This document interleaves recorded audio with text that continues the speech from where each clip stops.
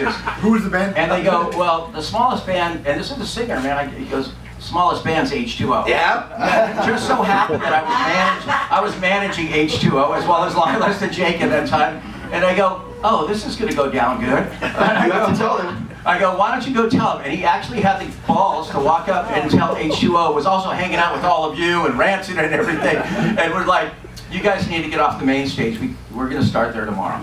I had to put that kid in protective custody. Yeah, that's right. But it was, for me, it was more about teaching lessons. But if you had to pick a band, H2O would be the band. No, but it was also having those conversations. It was having a Madonna cover. It was taking those hard conversations. Or like in 1997, I think a Sugar Ray was on Warped Tour.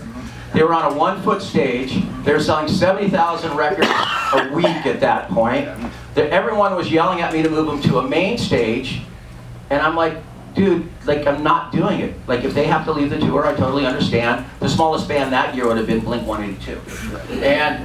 Well, you know what? And I said, look, I got to go talk to Mark because he was in a band called the Shrinky Dinks, who probably all remember from Orange County. And I walked on the bus and I said, dude, you guys have one fly right now.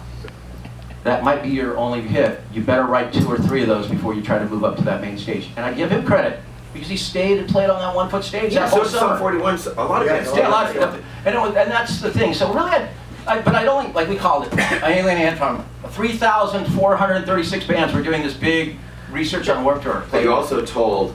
I forget the name of the band, but the kid's name was Sonny. Oh, Skrillex. I told him that if he said, well, if he didn't get his shit together, he was going to be changing oil at Jiffy Lube. And well, it worked. The guy became Skrillex afterwards. And that next summer, I said, you know. Who's the biggest asshole? You just told me the story yesterday. Who's the biggest asshole who's ever on the Warped Tour? Do it. Say it. I told the story about how every band hated him. He just changed it. Don't say it, fine. There's a show called Sons of Anarchy. Sons of Anarchy. S.O.A., as some people know it. Never mind. You don't say it. Let's move on. The diversity was important. I was covering the Warped Tour north of Toronto when NERD were on the bill. And I was interviewing Pharrell the moment the guy from Total Chaos jumped into the crowd and beat the shit out of a fan for throwing stuff on stage. And Pharrell ran beside me and lost his mind. He said, is this what happens at punk shows? And I said, if the guy in the audience is a dick, yeah, that's what will happen. And he hugged members of Total Chaos. He was so impressed that, because one guy in the crowd was fucked up and he was pushing around another fan, and the guy in Total Chaos didn't like that, and just beat the shit out of the bully. And I think it really changed Pharrell's idea of what a live show could be. A lot of bands play that. I guess. Wait a second. Was that? No, I don't know. Now you're spawning all these. I try. The way I survive is I forget most things. And What are your hopes for the future of this place? No. You have no hopes for the future of this place? I just hope it keeps going, keeps getting better and better. We're 12,000 square feet now. We're hoping to move into a building that's maybe 13,000 square feet. How do you see what is punk evolving?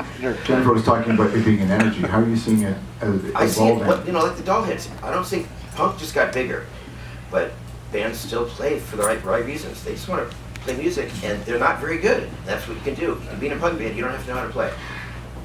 A lot of the bands that we cover now are talking about the impact AI is going to have on them, and you hear a lot of, and you pop in certain genres are going to be more deeply affected by it. Do you think that there's something in punk that will? Pop punk, not here. No pop punk. No, pop punk will be affected by it. Yeah, but you can't homogenize crustcore. No, you definitely not, and you also can't recreate this. This has got to be live. This has got to be a direct relationship with real people. Don't you think? Yes. Well, yeah, you can't have a computer on stage with one person pushing buttons. That would never work.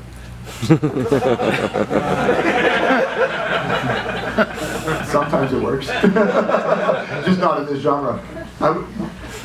You're working with getting new bands on the bills. Do you have parameters now of what is acceptable to get on a Warped Tour stage? No, it was interesting. This past, I really, like I said, I want to pay some homage to the past. There's a lot of great festivals out there that book the legends of punk rock. There's Punk in the Park, there's a lot of these great festivals. I support Cameron and those people as much as anyone. I help them. I didn't want, for when I brought Warp back for these shows, it was like you pay homage to the past in some way, but for me it's always about looking forward to the future of music and community. And that's what I'm really trying to re-engage, this new younger audience.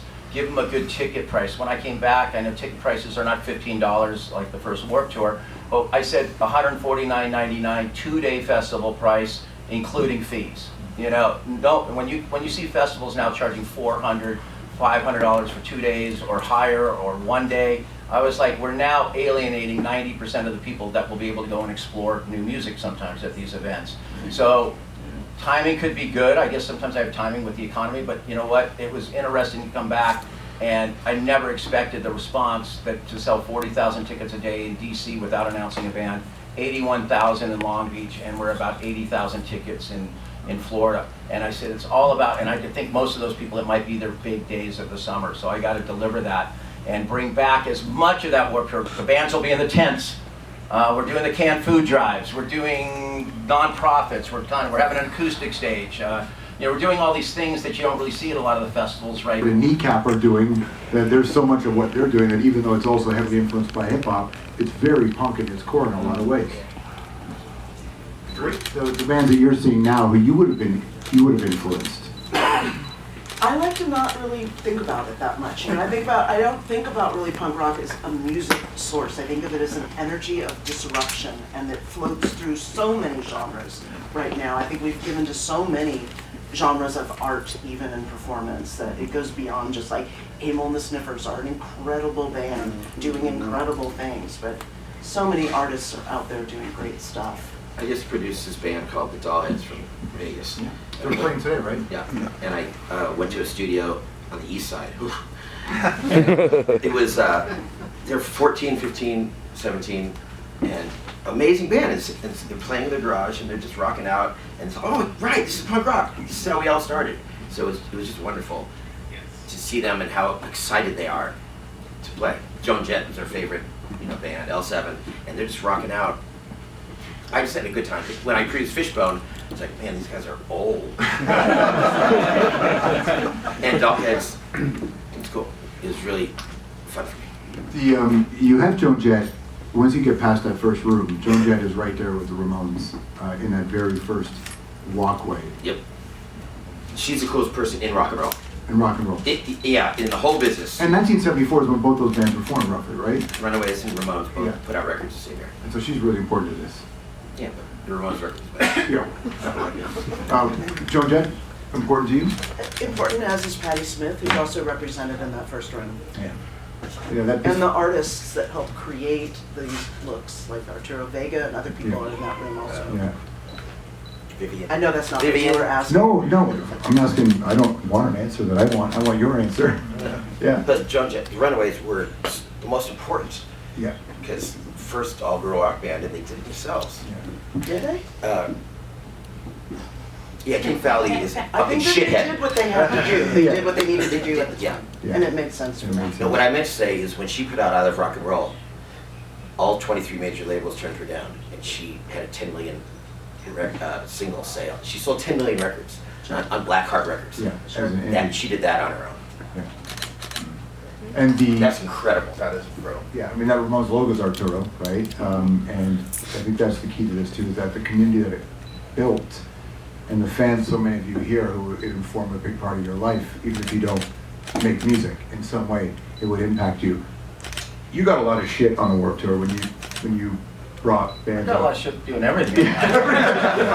Well, there was just a lot of talk about, we're seeing it playfully, not so playfully on here, about what punk is and how you do it and what is a sellout, what is not. You talked a little bit about that. I just say, for me, it's not a look, it's not a passion, it's what's in your heart. And you never know where that's going to come from and who has it, I mean, I take shit right here from a lot of people, but I thought Katy Perry was pretty pumped coming on Warped Tour. Yeah. She got up there and I challenged her every day, put her in front of bands. It wasn't easy, I didn't make it easy. I put her, in that time frame, you put her on right after Bring Me the Horizon with these bands, and then she actually came and played that 15th anniversary show that you said not very nice things about her. But she showed up and played with Pennywise, It was a joke, and it wasn't. Pennywise, she played with Pennywise, NoFX, and Bad Religion, and Ice-T, and there's Katy Perry showing up to do something for music. Because she's here. showing up because you guys had the cool thing and knows what cool looks like, and she showed up for that. Oh. But she was there early Okay. though, but she was there before, right? Well, she put in the hard work. Before Kiss the Girl came out, I was actually doing a movie called Endless Bummer.